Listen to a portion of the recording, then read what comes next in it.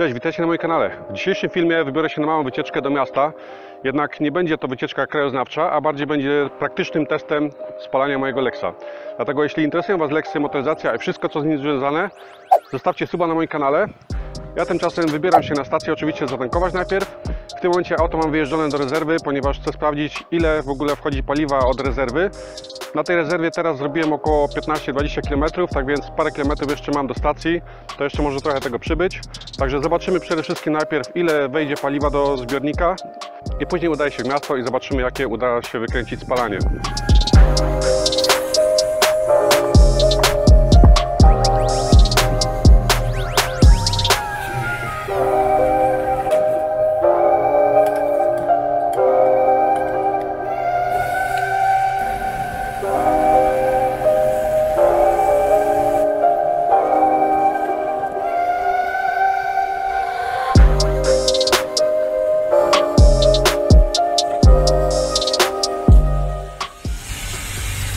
W tym momencie mamy fulla.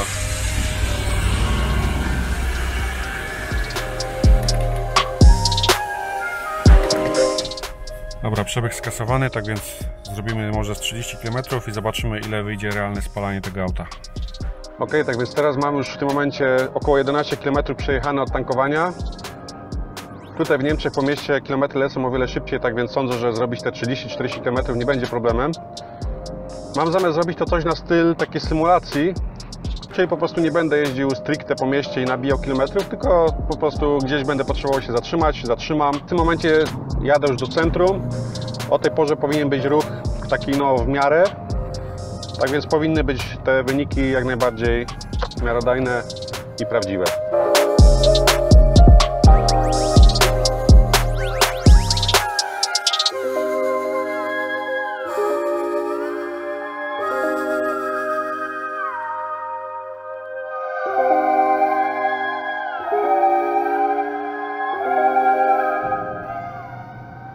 Taka ciekawostka, w Niemczech jest dużo ulic, gdzie są ograniczenia do 30 i tutaj są często robione pułapki. Tak więc na pewno każdy, kto po Niemczech jeździ, kto trochę wie, jak wygląda wszystko w Niemczech, to tak jak w Polsce wszyscy starają się omijać policjantów, którzy stoją gdzieś za krzakami i zwalniają przy krzakach, to w Niemczech z kolei takim znakiem ostrzegawczym jest Volkswagen Caddy z ciemną szybą. I każdy, kto tutaj już ileś lat mieszka, każdy tak samo właśnie podchodzi, że jeśli widzi Volkswagena Caddy, to domyśla się, czy przypuszcza, że może tam być radar wsadzony. Na ogół te Caddy stoją w takich miejscach typowo może zaparkowane, jak typowo zaparkowane auta, jednak później jak przejedzie się z większą prędkością, bardzo często się okazuje, że robi nam zdjęcie. A nigdy te Caddy nie mają zwykłych szyb, tylko zawsze są ciemne, tak więc nie ma możliwości dojrzenia, czy jest tam faktycznie radar w środku, czy nie. Dopiero w momencie, kiedy nam po prostu błyska.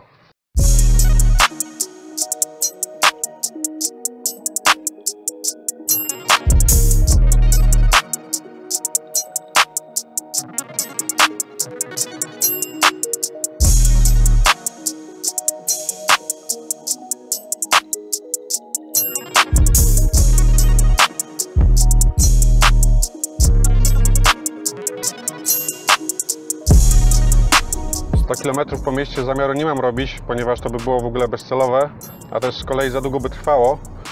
Dlatego wymyśliłem sobie, że te 40 km jak zrobię, to będzie taki w miarę już taki wynik, który będzie mógł coś powiedzieć, będzie mógł coś określić.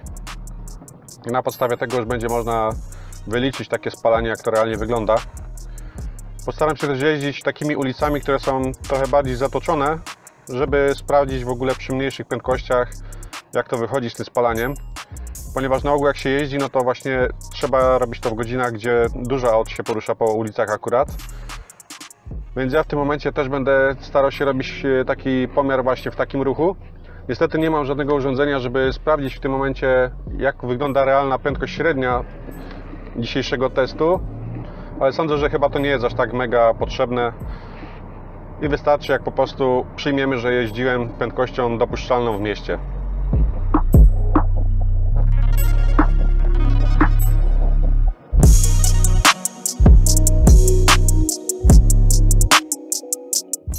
Ciekawe urządzenie ma ta Toyota na tylnej klapie, nie wiem, ktoś sobie próbował przerobić hybrydę na elektryka i to jest gniazdko do prądu wsadzania? Dziwnie to wygląda, nie wiem czy teraz widać to dobrze na kamerze. Ale idą tu jakieś kable, tak więc na pewno jest to coś elektryczne. Hanower jest dość sporym miastem i w sumie prędkość średnia może być nieco wyższa niż w Polsce, w polskich miastach. Bo jest tu dużo takich ulic jak tutaj, właśnie takich trzypasmowych, bądź też takich alej, gdzie można jechać z prędkością 50 bez żadnych problemów. Dlatego teraz wjadę w ścisłe centrum, gdzie po prostu takich prędkości nie da się nawet rozwinąć, żeby ten wynik był jak najbardziej wiarygodny.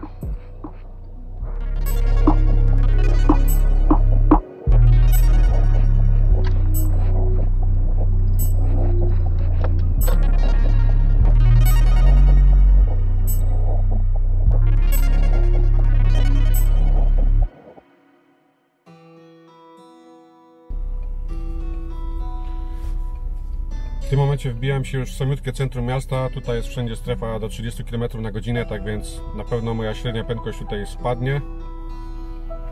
Ruch jest dzisiaj taki w miarę względny, więc zobaczymy jak to wyjdzie ze spalaniem. Na chwilę obecną zrobiono 18 km od tankowania, tak więc jeszcze około 20 i będziemy mieli wynik już, można powiedzieć, jak na tacy.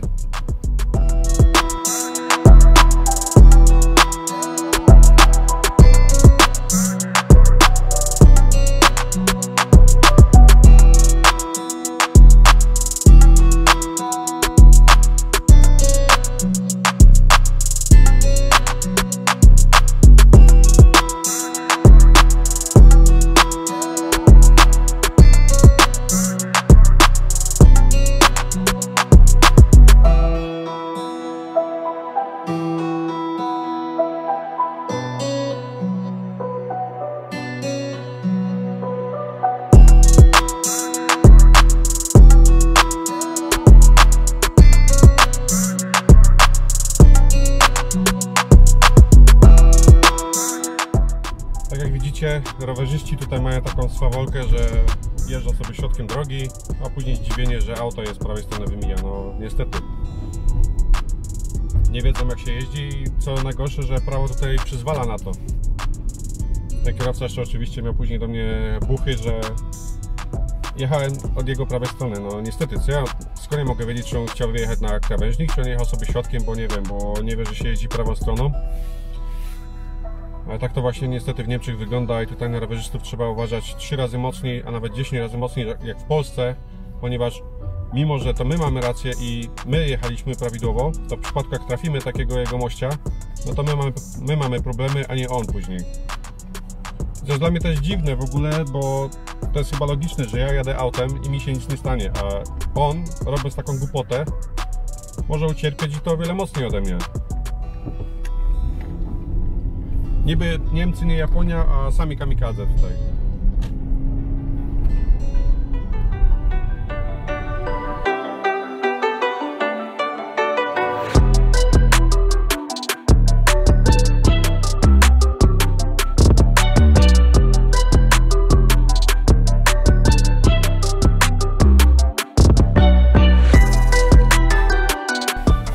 I to jest to właśnie.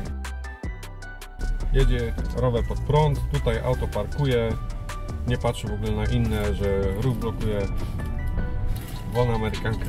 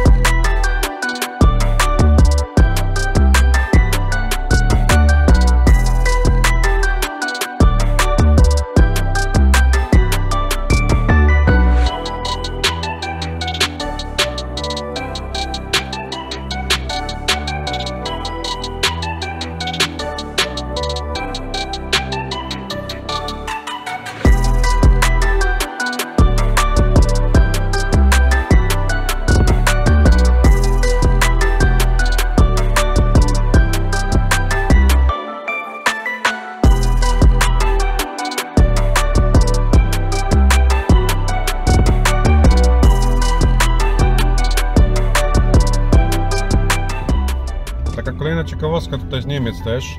W Polsce są strzałki, które mówią o tym, że można zjechać warunkowo ze skrzyżowania. Natomiast jest to trochę inna zasada, ponieważ tutaj niby też można warunkowo zjechać ze skrzyżowania, jednak w Polsce te strzałki się świecą prawie cały czas, bądź też są takie metalowe tabliczki. Tutaj natomiast, jeśli taka strzałka się świeci, jest to zupełnie tak jak zwykłe zielone światło ze strzałką, gdzie zjeżdżamy ze skrzyżowania bez możliwości spotkania się z kimś innym. I w momencie, jak ta strzałka się świeci, możemy zjechać w zasadzie bez zatrzymania. Czyli jest to tutaj różnica, że w Polsce przepisy wymagają zatrzymania się przed tą strzałką mimo wszystko i nie możemy liczyć na to, że zawsze będzie ulica wolna, bo ta strzałka się świeci. A tutaj w Niemczech ta strzałka się świeci, to jest to tak jak zwykłe zielone światło, gdzie możemy bez żadnych przeszkód skręcić i na pewno nie będziemy mieli żadnej stłuczki z nikim innym, bo wszyscy wtedy mają czerwone światło z innej strony. Dobra, ja w tym momencie wjeżdżam na parking. Tak jak mówiłem, chcę zrobić coś ale taką symulację. Więc ja teraz w tym momencie jadę na parking galerii, zrobię sobie zakupy i później jedziemy dalej w miasto nabijać dalsze kilometry. Na chwilę obecną mam zrobione 23 km. Tak więc zostało do zrobienia jeszcze minimum, tak powiedzmy, te 20 km, co sądzę nie powinno być większym problemem. Później na końcu zajadę na stację benzynową i podsumujemy spalanie, ile Lexus zużył paliwa w tym czasie.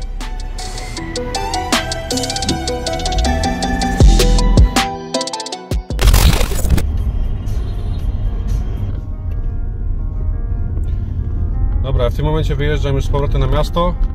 Tak więc pora zrobić kolejne 20 km około i zobaczymy, ile ta bestia pali.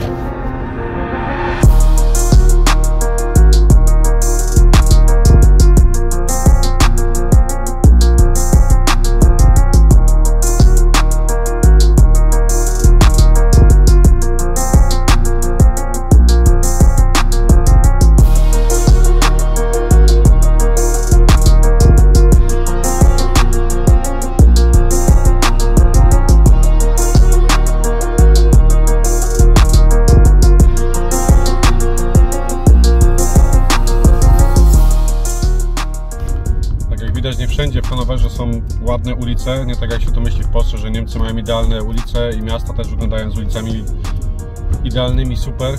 Też są dziurawe, też są dziury takie mocne, że trzeba powoli jechać. Albo tak jak tutaj torowiska, które są bardzo nierówne. Ale mimo wszystko jest mniejsza szansa na uszkodzenie felgi czy wybicie zawieszenia tak szybko jak w Polsce. W tym momencie mam już przejechane około 29 km, tak więc jeszcze trochę i będę mógł sprawdzić wynik spalania, jaki jest. Wydaje mi się, że prędkość powinna być taka w miarę przybliżona do takiej normalnej, jak się jeździ na ogół po mieście. Było tam kilka miejsc, gdzie były 30, gdzie nie mogłem jechać za szybko, było kilka miejsc, gdzie mogłem jechać 50, także powinien być ten wynik taki bardziej wyśrodkowany.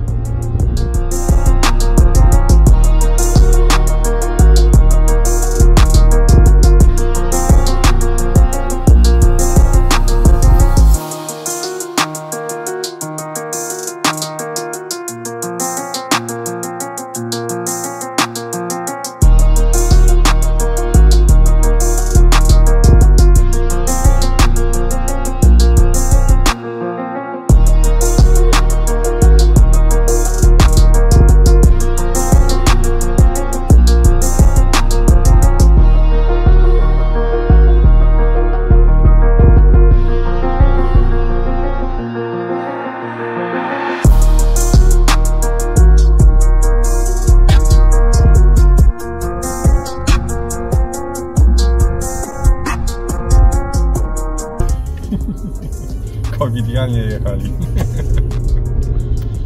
Masakra.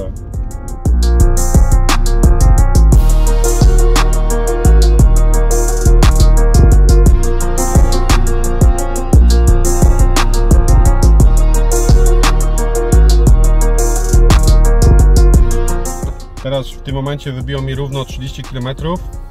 Jeśli chodzi o samą wskazówkę poziomu paliwa, to ona w tym momencie nawet nie drygła. Więc chyba aż taki wynik, takie mega spalanie duże nie powinno być, ale mimo wszystko coś tam na pewno spaliło auto. Sam jestem bardzo ciekaw, jaki będzie wynik, ile faktycznie to auto potrafi spalić w mieście. Zrobię później taką zwykłą kalkulację, no bo żeby najprościej obliczyć spalanie, no to trzeba by było zrobić 100 km i wtedy na podstawie 100 km obliczyć po dotankowaniu, ile to spalanie wyszło. Z racji tego, że te Lexusy nie posiadają komputera pokładowego, będzie trzeba to obliczyć przy użyciu zwykłej matematyki. Nie ma tutaj wyświetlacza, który pokazuje, ile auto spaliło realnie, ale jest to proste równanie, które każdy może użyć. Później podam, jak to się liczy w ogóle, żeby ktoś, kto nie posiada też auta, które ma wyświetlacz ze spalaniem u siebie, mógł sprawdzić tak samo, ile spali jego auto.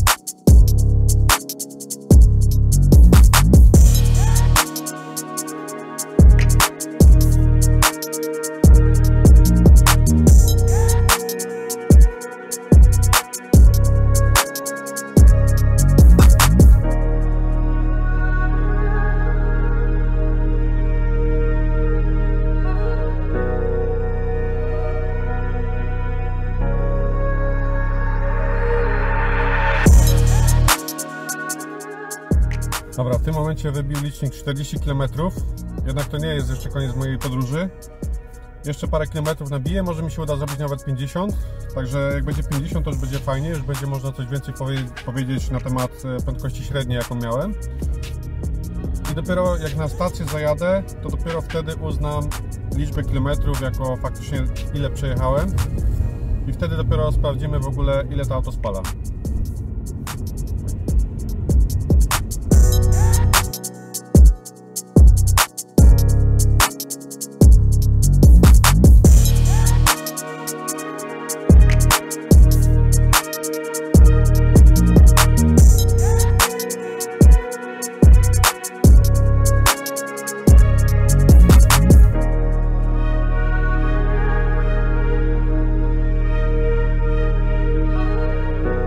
Dobra, w tym momencie już nie będę Was zanudzał drogą, tak więc teraz spotykamy się już stricte na stacji benzynowej. Na chwilę obecną mam przejechane 46 km, tak więc jak jadę do stacji, powinno być około 50, może nawet troszeczkę powyżej. I zobaczymy, ile uda się paliwa zalać i wtedy na podstawie tego obliczymy jakieś spalanie tego auta w mieście.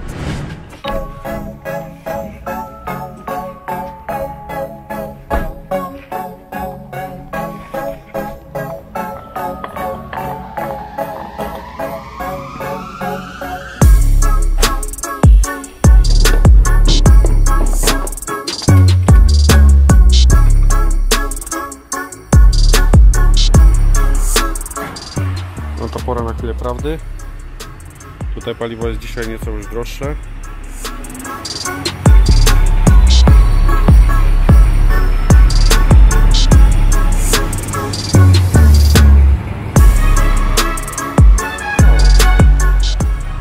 W sumie nie ma tak źle. Spodziewałem się, że będzie więcej.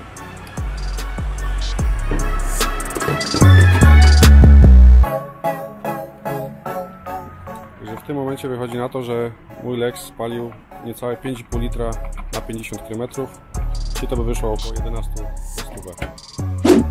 Dobra, tak więc w tym momencie mogę już podsumować mój wynik. Zrobiłem dokładnie 50,9 km. Paliwo, które zatankowałem, było to 5,46 litra.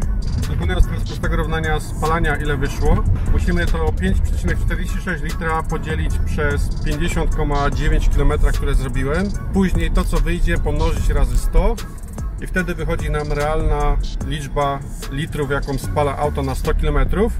I w tym wypadku jest to 10,72 litra na 100 km, co wydaje mi się, że jest w sumie bardzo dobrym wynikiem, jak na auto w automacie. Co prawda nie jechałem jakoś zbyt agresywnie, nie jechałem też mega spokojnie, jechałem po prostu normalnie, tak jak zawsze jeżdżę po mieście. Nie chciałem robić tutaj jakichś eco-drivingów, ale nie chciałem też próbować jak można najszybciej przejechać przez miasto, tak więc sądzę, że ten wynik jest taki jak najbardziej miarodajny. Sam byłem ciekaw, jaki wynik wyjdzie i w sumie jestem bardzo zadowolony z tego wyniku, ponieważ wyszło mniej niż sądziłem. Spodziewałem się bardziej około 12-13 litrów. Natomiast wynik 10,72 bardzo mnie satysfakcjonuje, więc myślę, że test możemy uznać śmiało za udany. Chciałem Wam tylko jeszcze przypomnieć o zostawieniu suba na moim kanale i widzimy się w następnym, zapewne też ciekawym filmie. Do zobaczenia, cześć!